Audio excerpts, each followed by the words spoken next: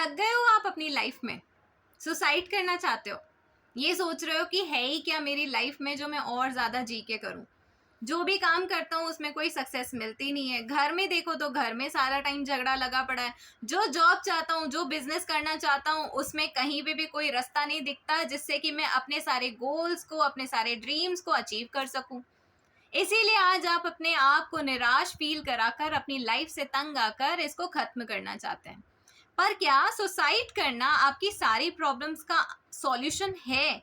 क्या आप इस चीज के लिए श्योर हैं कि जब आप अब सुसाइड कर लेंगे तो सुसाइड करने के बाद आपको एक बेटर और एक अच्छी जिंदगी मिलेगी और ये तकलीफें हमेशा हमेशा के लिए आपके जीवन से दूर चली जाएंगी? आइए, मैं आज इसी बारे में आपसे इस वीडियो में बात करने जा रही हूँ। मैं उम्मीद करती हूँ कि जो मैं बातें आपसे कहने जा रही हूँ उसको आप गौर से सुनेंगे और आप एक अच्छे निष्कर्ष पर निकलेंगे।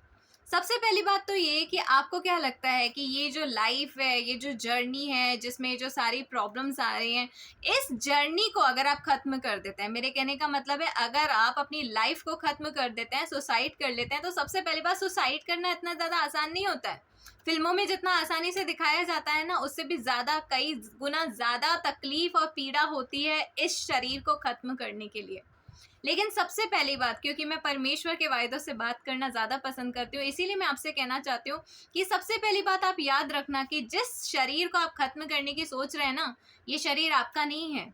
ये शरीर उस परमेश्वर का है जिस परमेश्वर ने एक छोटे से कीड़े के रूप में ना आपको अपनी माँ के गर्भ में डाला था। और उस परमेश्वर ने किसी योजना के साथ आपको इस संसार में भेजा है। आपने सोचा कि इतनी लंबी एज होने के बाद आज इस एज में आपके मन में ऐसा क्यों आ रहा है मुझे सुसाइड करना है?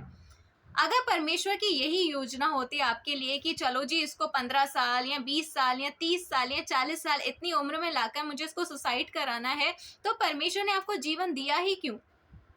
परमेश्वर ने किसी न किसी मकसद के लिए, कुछ और लोगों को संभालने के लिए, कुछ और अपने कार्य, अपनी जिम्मेदारियों को पूरा करने के लिए परमेश्वर ने आपको ये जीवन दिया है। मैं मानती हूँ कि आज आपकी लाइफ में चारों तरफ से अंधकार है, चारों तरफ से एक इतना घोर अंधेरा है कि वहां पे कोई भी रोशनी नहीं दिख रही है, कोई भी उम्मीद नहीं दिख रही है। लेकिन क्या आपको ये चीज नहीं पता है कि अगर रात हुई है तो सवेरा भी जरूर होता है? आज अगर आपको कोई जॉब नहीं मिल रही है तो उसके पीछे परमेश्वर की शायद ये योजना है कि वो उससे बेटर जॉब आपको देना चाहता है।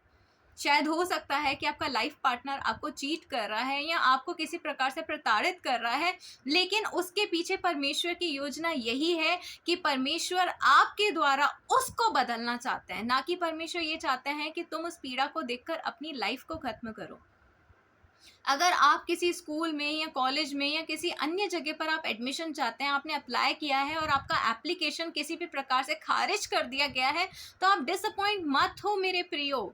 अगर आपके गर्लफ्रेंड या आपके बॉयफ्रेंड ने आपको धोखा दिया है जिसकी वजह से आपको लग रहा है कि मुझे अपनी लाइफ को खत्म करना है, तो आपका सर्कल सिर्फ इतना छोटा नहीं है। आपकी खुशी, आपका दुख इतना ज्यादा दूसरों के ऊपर आप अपने आप को निर्भर मत करो। अपने लाइफ का कंट्रोल दूसरों के हाथ में इतना ज्यादा मत दो कि अगर कोई चाहे तो आपको सुसाइड तक करवाने के लिए मजबूर कर सकता है।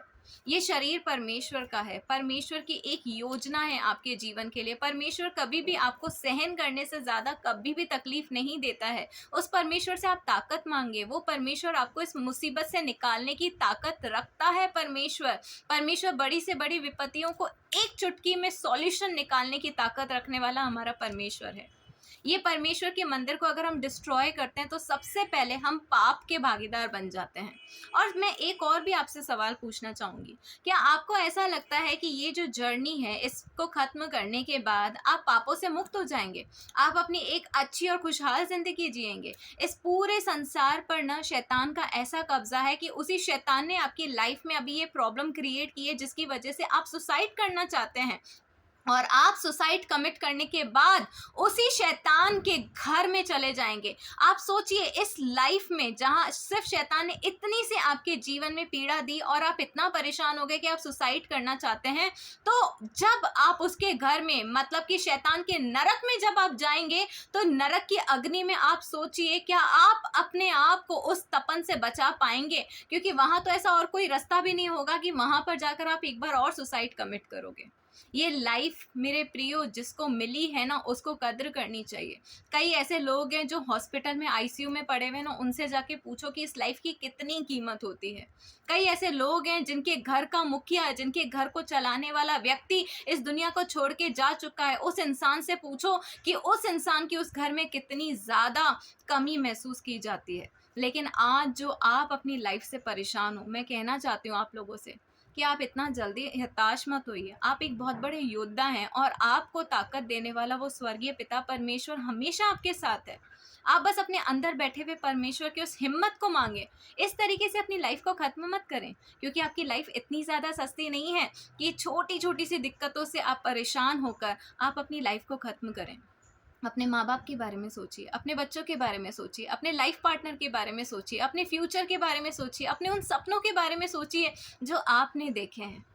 तो अपने इन सब चीज़ों को देखकर, आपकी जो ताकत वाली चीज़ें हैं ना, उनको देखकर अपनी इस निराशा को, अपनी इस मायूसी को, अपनी सुसाइड वाली फीलिंग को आप कैंसिल कर दीजिए मेरे प्रियो, क्योंकि ये शैतान ही है जो आपके जीवन को ख़त्म कर कर आपको परमानेंट नरक की अग्नि में डालकर आपको प्रताड़ित और ज़्यादा प्रताड़ित करना चाहता है।